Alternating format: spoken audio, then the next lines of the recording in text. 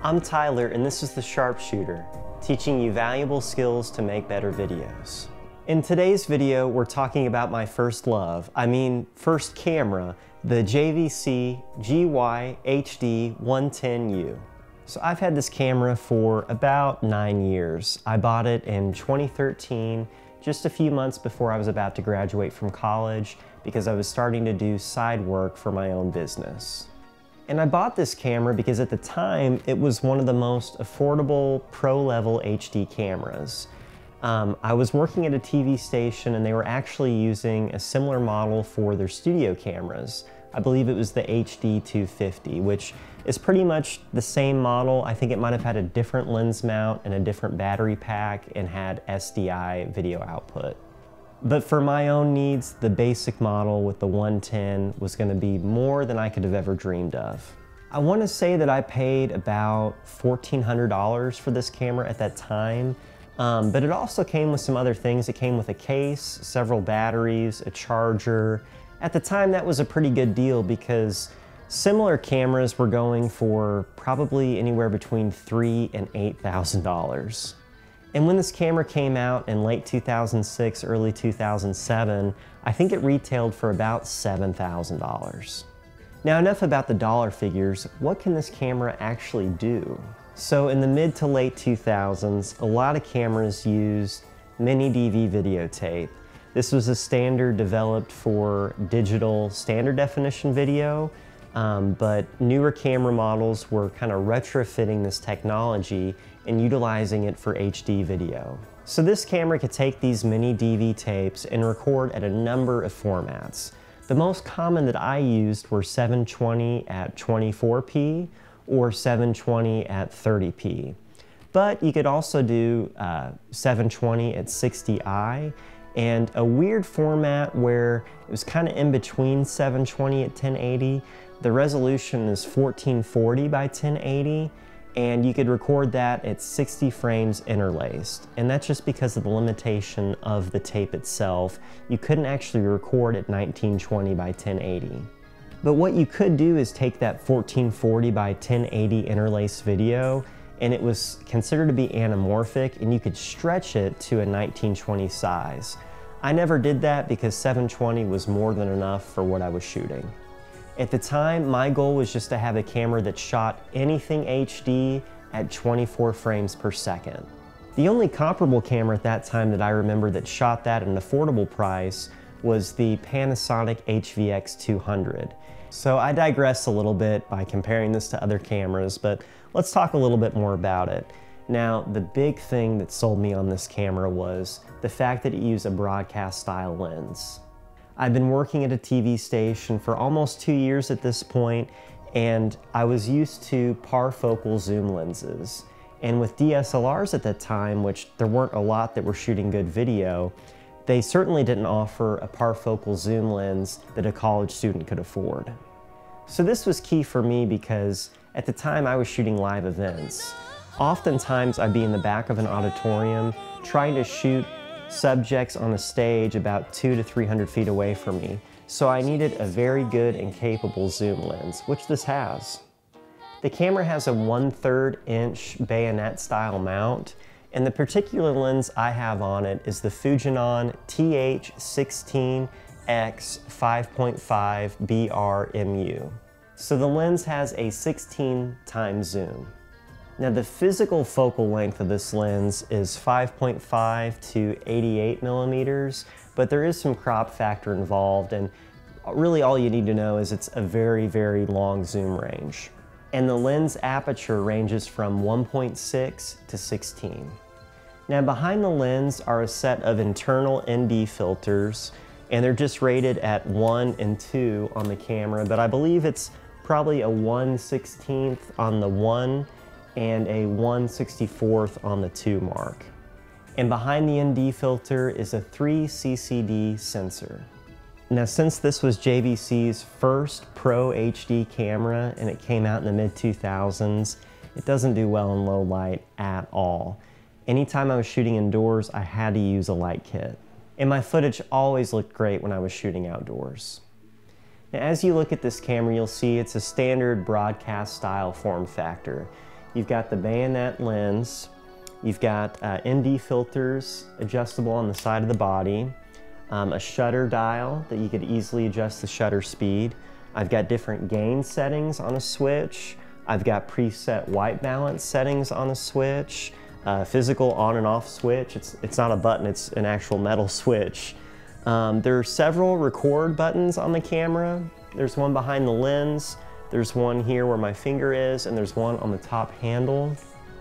And then it also has standard broadcast settings like focus assist, a peaking setting, which actually has the dial just right here on the camera, a viewfinder brightness dial, and a monitor level dial, which adjusts the audio output of the camera's monitoring system. So like a lot of broadcast cameras, JVC offered an earpiece that could be attached to the handle here. So as you were shooting, your ear would be pushed up against the earpiece, or in my case, I just used headphones. In addition to that, on the top of the camera, there are several tape functions. Yes, videotape. Again, it shoots on mini DV. So those are stop, rewind, play, pause, and fast forward. And next to that is an eject button too. Next to the tape controls on the top of the camera, there's a monitor selection, so you can choose whether to just monitor channel 1 audio or channel 2 audio, or if you put the switch in the middle, it monitors both. You can turn the display on and off and toggle the different settings there. And then there's a VTR indicator light, which is when the videotape is recording. And then behind that, the last switch on the top of the camera is a full auto switch, which I always turned off because I shot the camera in full manual mode. But if for some reason you needed to shoot in full auto, you could toggle that switch and all the auto settings of the camera would engage. Now the camera also has a fold-out LCD viewfinder, which at the time was one of the best on any cameras I used. I thought it was better than most Panasonic cameras. And what I liked about it too is you can fold it in, so if you were shooting something and needed your hands on the lens to make adjustments, you could use that as a viewfinder there without putting your eye up to the traditional viewfinder.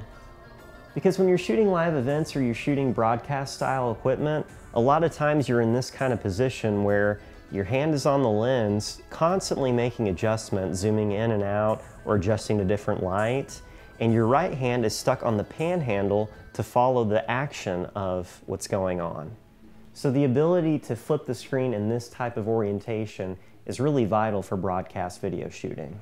Now inside the viewfinder here, there's a little hidden door with a set screw, and that contains a dry cell battery to keep the camera's settings, which I've never replaced, and this camera is more than 15 years old.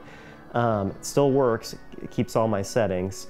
And then also you have an LCD brightness adjustment to adjust the brightness of your viewfinder here. And then behind that you have an audio selection for gain on the two XLR inputs. Channel 1 and channel 2, you can choose an auto or manual gain. And then next to that you have some switches for timecode.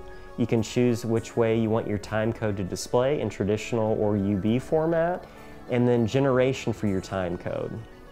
So generation for timecode on videotape is important. You have three options here. Free timecode, which is when you turn the camera on, it just starts running a timecode, which could be useful for live events if you're trying to sync up multiple cameras that are going to be frequently stopped and started. Or you have record timecode, which just has a continuous timecode once you start recording clips. Or what I had the camera set to was a regenerative timecode. And what that means is the timecode resets to 0 each time a clip is recorded. So I would push record, and if I recorded a 30-second clip, the timecode would start at 0 and end at 30, and my next clip, when I push record, would start at 0 again. The timecode is certainly important, but it's not as important as it was back then when you were using tape formats. So if all that seems like a foreign concept to you, it's okay. It's not really needed in modern cameras. Now on the back of the camera, this is the battery slot, and this takes proprietary JVC batteries, but I will say they are very similar to an NPF battery in size and capacity. Now another thing to note on these cameras is that it has 2 audio outputs for monitoring alone, and it actually has a 3rd audio output for a line out. This was great because I remember I used these for headphones for myself. Sometimes I'd have headphones for a separate person that was monitoring the video, and then I would line out to another camera. Now on the side of the camera here, I have the tape deck, which would open to insert or eject the tape. And then I can open a door here that has different connections, and what you'll see is this is a component video out. So you have a cable for red, green, and blue, or it would also do a composite out of, I believe, the green channel there, if you just had one cable. And then below that is a FireWire port, and that's what you would use to capture the video from your videotape into your computer. Now most new computers don't even have FireWire ports, but I keep this camera around just in case I need to import any old HDV footage, and I have older Mac computers on hand that have FireWire. But by today's standards, it's an obsolete format. So we'll go ahead and close that back up, and then behind that are 2 more doors. On the bottom socket is a power input, and then above that is the audio line out, and it's just a standard 3.5mm connector. As I move towards the front of the camera, we get into the audio selection. So before I get into audio, I want to show you something that's kind of hidden with this camera. There is actually a door for an SD card, and you're thinking to yourself, why is there an SD card if this camera records onto mini DV tapes? Well, this was actually a function that allowed you to save different scene profiles. So those would be like really advanced settings in the camera that you wanted to select. A lot of those would be scenes that would have different color, gamma, and other settings.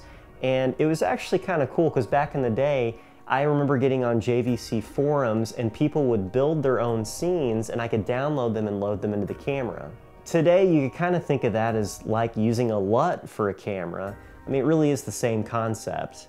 But that's all this SD card can do. And in fact, I don't know if you can see it from there, but this is only an 8MB SD card. So if you ever came across one of these cameras and saw this SD slot, don't get your hopes up. It's not a recording format. But below that, we've got some switches for the microphone, and these are standard for pretty much any broadcast style camera with XLR inputs. So the first switch is choosing your channel 2 input. And the reason why a lot of cameras have this is you could duplicate, so you could only plug in one camera that records on both channels, or you could have separate channels that are recording 2 independent audio feeds. So I always kept the camera set to channel 2, assigned to input 2, so I could record things independently. And then below that are the audio input settings. So you've got 3 options there. It starts at the top at line level, then switches to mic, and then mic level with 48 volts phantom power, which powers a lot of condenser microphones. And you can see I have the shotgun mic of the camera plugged into the XLR1 channel. And then ahead of that are some of the controls for the lens. So you've got the lens handle here. I've got my zoom rocker labeled W for wide shot or T for tight shot. Those letters actually mean something. And then I've got a return button, which would basically give me a kind of like a replay of what I just recently recorded on the tape. It would physically rewind the tape, cue it up, and play like the last maybe 10 to 30 seconds of the tape. And ahead of that, I've got a manual and auto switch for the lens. Now, keep this in mind, broadcast lenses do not have autofocus. None of them do. This is referring to the iris of the camera. So you can set the iris to manual, and that will allow you to physically dial the iris ring on the lens to adjust your iris level. Or you can do auto, where it would always be in automatic mode. Now typically what a lot of news shooters will do is they'll keep the lens in manual iris mode so it doesn't adjust during their shot, but they will tap this button right here that's right next to the switch, and that will temporarily put it in auto mode so it will properly expose your shot to what the camera thinks is best. Or if you're like me, you just always leave it in manual and you leave it up to yourself to change the exposure. So at the bottom of the lens, there's also a switch that's labeled MS, and that switch toggles the servo motor for the lens. So if the lens is set to S mode, that means the servo is engaged. So if your servo is engaged, that means your rocker controls will actually do something. So if I try to hit the wide rocker, the servo motor will adjust my lens for a wider shot, or if I hit the tight setting on the rocker, it will push my lens forward into a tighter shot. And that basically just gives you the capability of using the servo for smooth zoom in and zoom out. But sometimes you want the lens in manual mode, which is what I kept it in the majority of the time when I used the camera. And so that gave me the ability to manually throw the zoom ring on the lens to quickly zoom in and zoom out. Now I would do this because I was following live action, and I would constantly zoom in to set my focus point and then zoom right back out to my desired framing of the shots. And when you use a servo, typically it's just not fast enough to do those kind of motions. And the last thing on the bottom of the lens, there's a little cap that allows you to attach it to a remote. So if you had remotes attached to this lens, you'd actually have two remotes that you would attach to the pan handles of your tripod. One remote would control the zoom of the lens, and the other remote would control the focus. And unfortunately, this camera doesn't offer a remote to control the iris. You'd need to control that manually or turn the lens into auto iris mode. The last thing here I have on the back of my lens is the macro and back focus ring. So I can use the macro ring if I was shooting something very close to the lens that would normally be out of focus, or I could use the back focus to set the back focus of the lens if it was out of calibration. Now these style lenses have back focus because they can be attached to a number of different camera bodies where the sensor is in a slightly different position. So the goal of adjusting the back focus of the camera is to keep the lens properly focused when it's zoomed all the way in and consistent with when it's zoomed all the way out. If it goes out of focus at any point in between, the back focus is out of calibration. But I could dedicate an entire video about back focusing systems on broadcast lenses, and I could show you what a Siemens star is. But we're gonna wrap this video up and talk about the viewfinder. So oftentimes I would use this camera to shoot handheld video. A lot of times I'd be doing live events, and so I would just set it on my shoulder, and it's great because it has its own shoulder pad. So I'd rest it there, I'd have headphones on, and then my right eye would be buried in this viewfinder. Like any professional broadcast camera, the viewfinder has a focus ring of its own. So if you look into the camera and you're noticing the display inside is out of focus, you can adjust that to your eye. And one thing to note about these viewfinders, if you're shooting outdoors, always turn the viewfinder down. You'll see this camera has a sticker that warns about sunlight pointing in the viewfinder. So if you had the viewfinder turned up like this and you were outdoors and the sun was beaming down into it, it would actually be magnified by the eyepiece lens here, and it would damage or melt internal components inside the viewfinder. So always turn the lens down if you're shooting outdoors. That's why it pivots like this. Now, depending if you have a big head, small head, or if you're wearing a broadcast headset, you can actually change how far the viewfinder protrudes from the camera so it fits comfortably. So if I weren't wearing headphones, this would be a good comfort fit for me. But if I had big broadcast headphones on, I'd probably be wearing something like this because the headphones would be in between my head and the top handle. Now, the only thing that I've taken off this camera since I stopped using it was a strap. I usually had a strap mounted here and at the back right here, you'll see those strap hooks. And that was because anytime I was transporting the camera, I would throw it over my shoulder, have the lens and viewfinder just pointed down, and the camera would hang here at my waist level because my left hand would be carrying my tripod. So this was my primary camera for several years. I recorded dozens of music videos, a few documentaries, a lot of corporate work, and tons of live events. And at the time, it was a great camera. It really suited what I was working on back then. And although it has limited resolution, the camera at the time was great because most of those videos were posted online. So 720p on YouTube or other video players online was excellent. And as long as the camera had good light, the image was always sharp and the colors really popped. So believe it or not, I was actually still using this camera up to 2020. It wasn't my main camera. I switched my main camera around 2016 because DV tapes were getting so expensive. But if for some reason you are still using this camera, I want to tell you about something, and it's the Startech video recorder. So the last few years that I used this camera, it was just for one specific job that I was doing in an auditorium for this annual event, and I needed that zoom lens. And the final video was getting dubbed down to DVD, so it was just going to be standard definition anyway, so I wasn't really concerned about the resolution. But this device actually allows you to use the component video output of the camera and the analog audio, and you can run it into these RCA jacks here, and this would record to an MPEG-2 format, whatever the camera was sending, and it would record onto SD cards.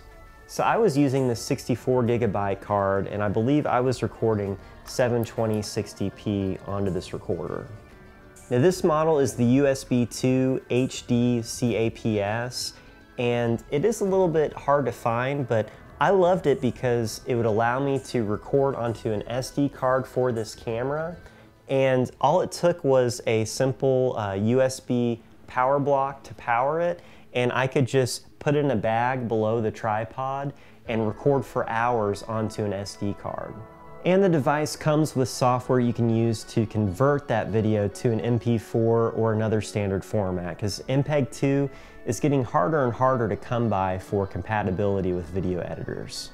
So I wouldn't recommend using this camera in 2022, but if it's your only option and you just have one lying around, I would really recommend picking up one of these recorders so you don't have to use DV tape or FireWire to get your footage. All you have to do is record an SD card and pop it out and import that into your computer. So now you know all about my first camera and how to give it some life if you still choose to use it. I'm Tyler, and this has been The Sharpshooter, teaching you valuable skills to make better videos. If you like learning about this camera, make sure to like this video and subscribe to my channel. Thanks for watching.